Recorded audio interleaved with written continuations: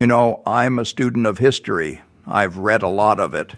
And one of the things you learn when you read history is that the world is very good at creating periods of calm that feel like they will last forever.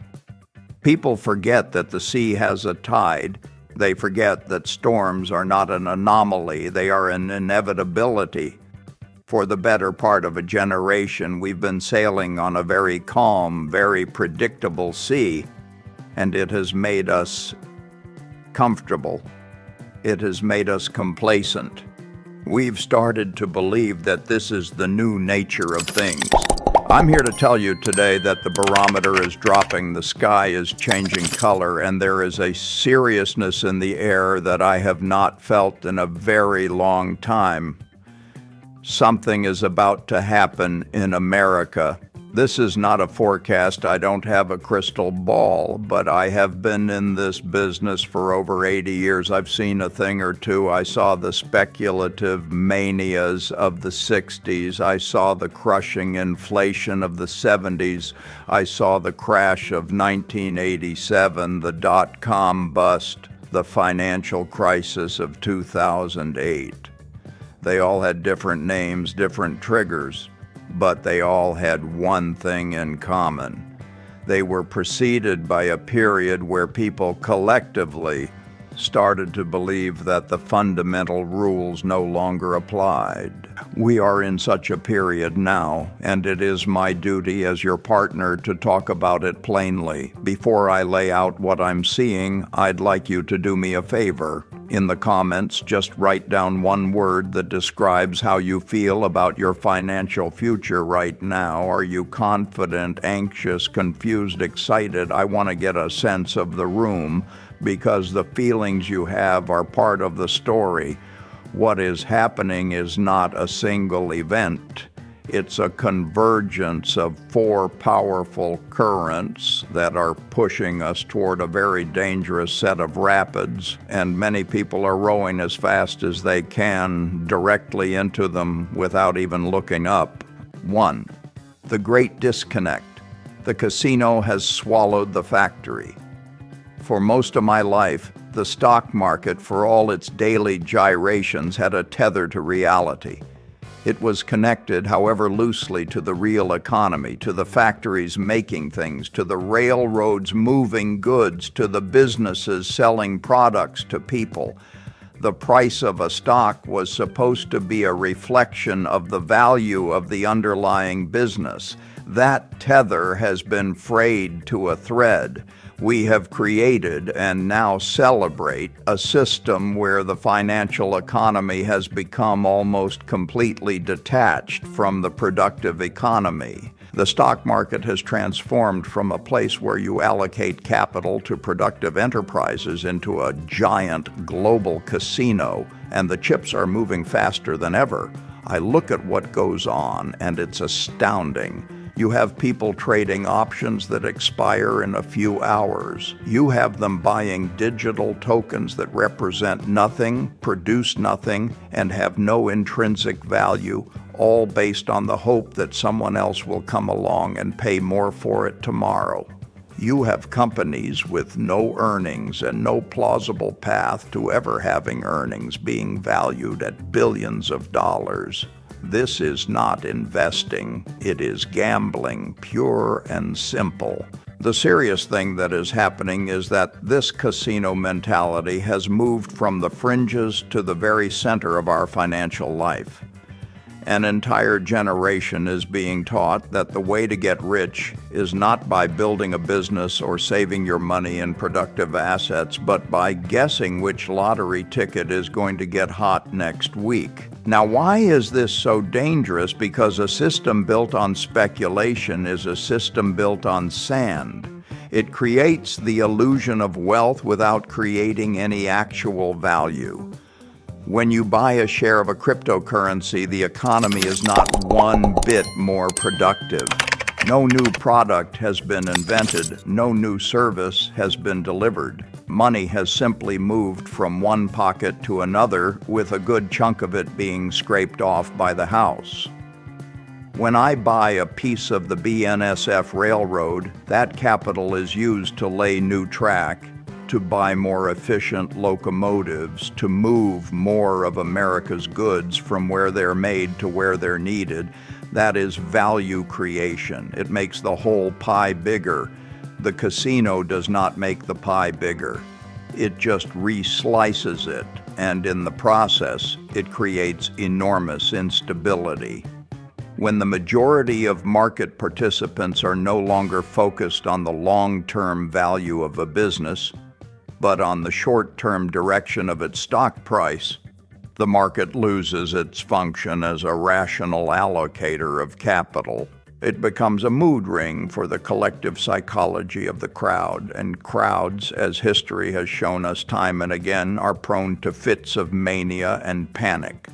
The serious part is that the scale of this casino is now so vast that its convulsions threaten the real economy when this speculative bubble bursts, and it will, because they always do. It will not be a contained event.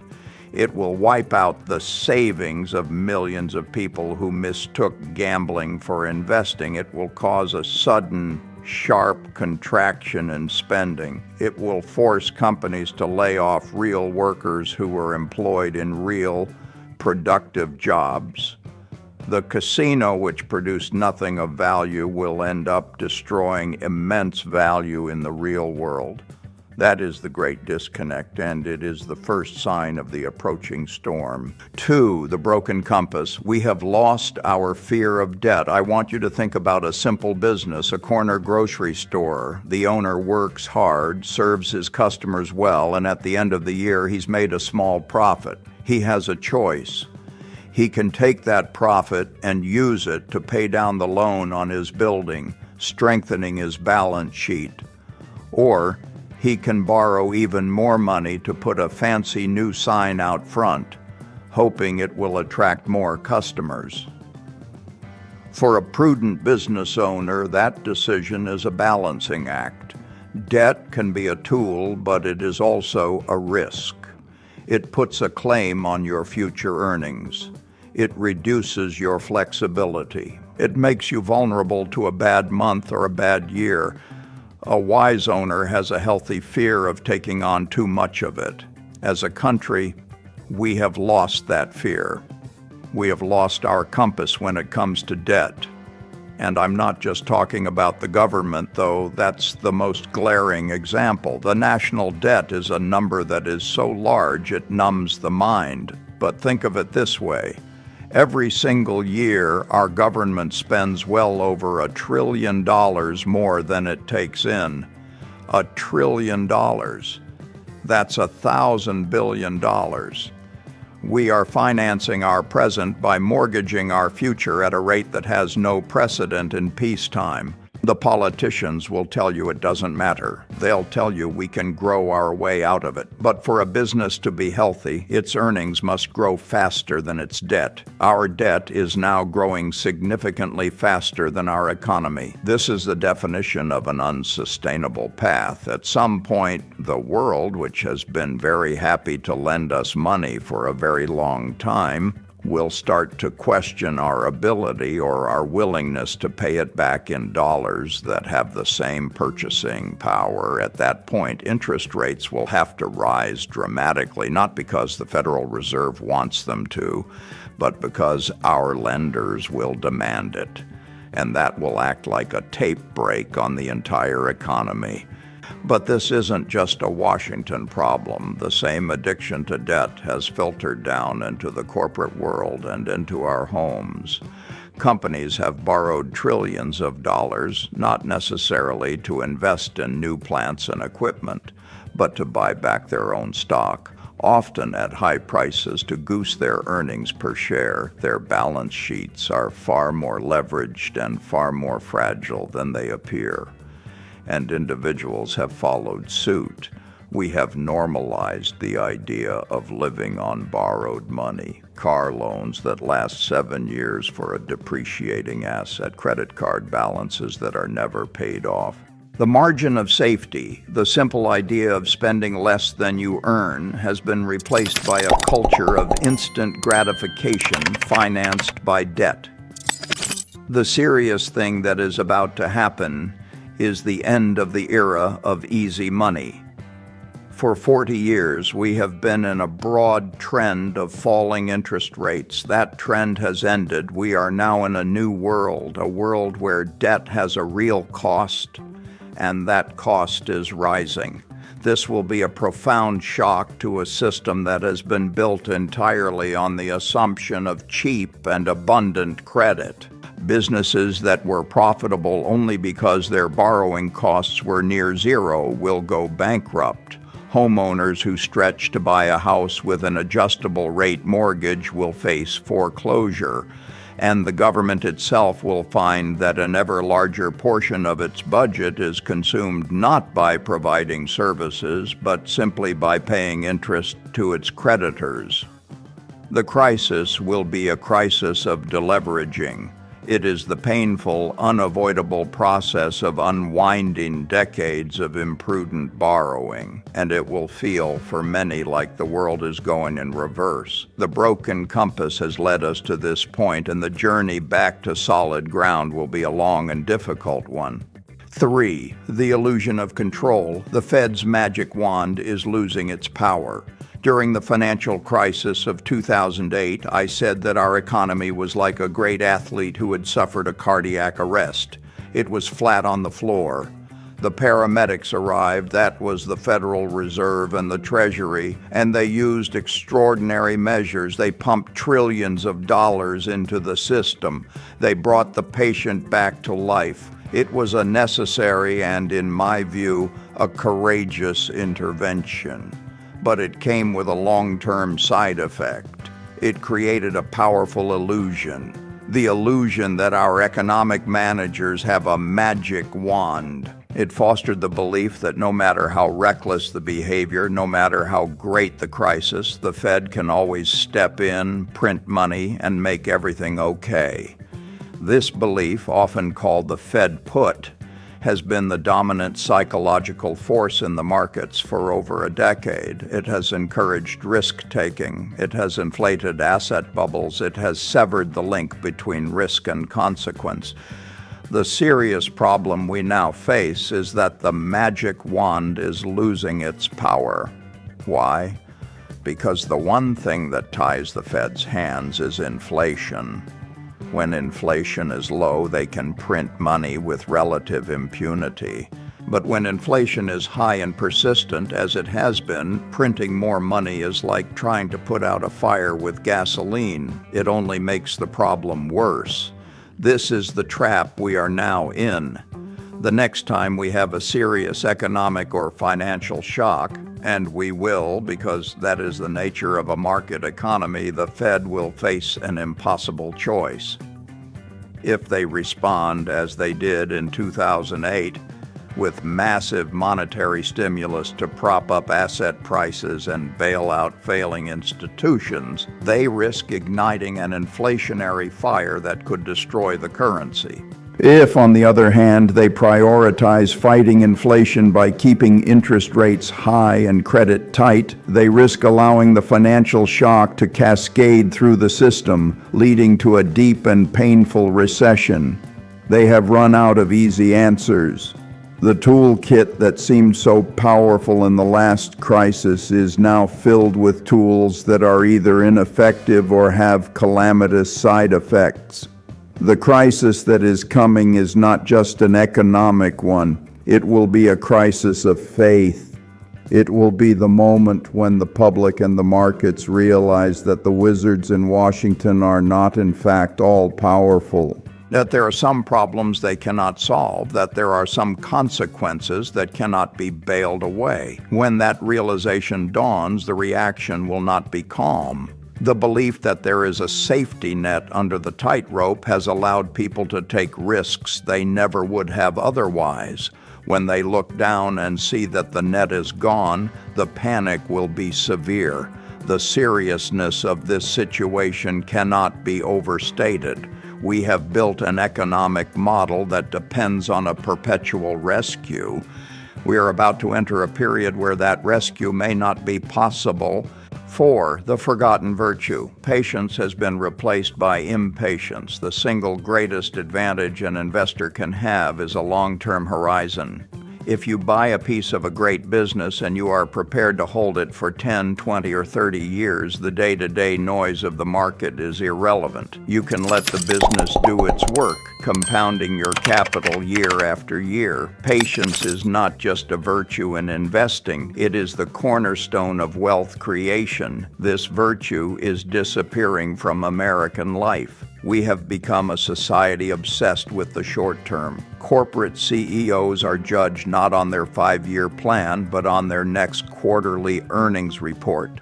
Politicians are judged not on the long-term health of the nation, but on the latest poll numbers. And investors, as we've discussed, are judging their success not by the year, but by the minute. This chronic impatience is a destructive force. It forces corporate managers to make foolish decisions. They will cut back on vital research and development or skimp on customer service just to meet an arbitrary earnings target for the quarter. They will take on huge risks with massive acquisitions, hoping for a quick payoff rather than doing the slow, hard work of organic growth. They are sacrificing the long-term health of their business for the short-term approval of Wall Street. It paralyzes our government. We face enormous long-term challenges: our debt, our infrastructure, the education of our children. These are problems that require long-term thinking and sustained investment. But our political system is now so focused on the next election cycle that it is almost incapable of tackling any problem that cannot be solved, or at least appear to be solved, in 2 years. And it is a disaster for individual savers. It turns them from owners into traders, from investors into gamblers. It makes them chase fads and sell in panics. It robs them of the one great force that can build real wealth, the power of compound interest, which only works its magic over long stretches of time. The serious thing that is happening is that our entire system, from the boardroom to the halls of Congress to the individual brokerage account, is being rewired for short-term thinking. And a system that is optimized for the short term is, by its very nature, fragile. It has no resilience. It has no margin of safety. It is not built to withstand a storm. Conclusion: the ship and the captain. So what does this all mean? What is this serious thing that is about to happen? It is not a single event. It is the culmination of these 4 trends. It is the moment when a fragile system built on speculation and debt, with no margin of safety and no effective tools to fight a crisis, finally gets tested by reality. The test will come. I do not know the day or the hour, but I look at the storm clouds gathering, and I believe it is coming sooner than I once thought. This is not a message of despair. I am, and always will be, an incredible optimist about America. The productive capacity of this country is staggering. The ingenuity of its people is limitless. We have faced far worse challenges in our history, and we have always eventually righted the ship. But the ship will be tossed, and in a storm, the fate of the passengers depends on their captain. In your financial life, you are the captain.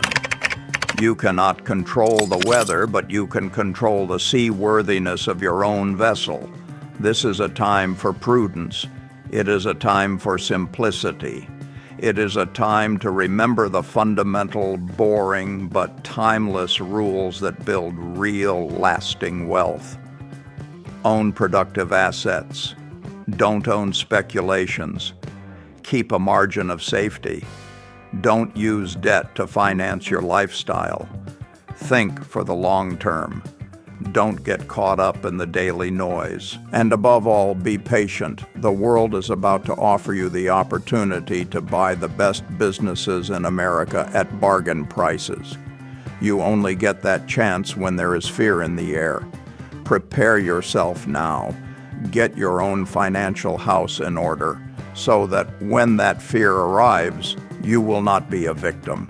You will be a provider of liquidity. You will be the one with the calm head and the steady hand. You will be the one ready to act. Something serious is about to happen. But for the prepared, it will not be a crisis. It will be an opportunity. Thank you.